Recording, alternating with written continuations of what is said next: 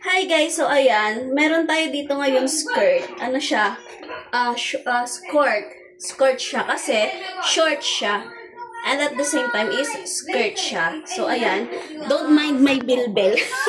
Ayan, eto guys is size XL. So medyo maliit sa yung size XL sa ano ko no. So I think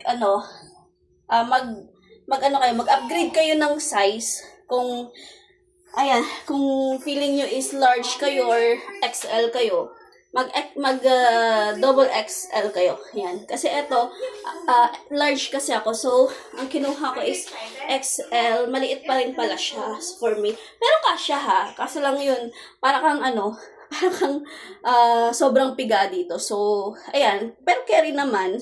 Yan. Ganda siya guys. Yan. Ang sexy din niya. So, yan.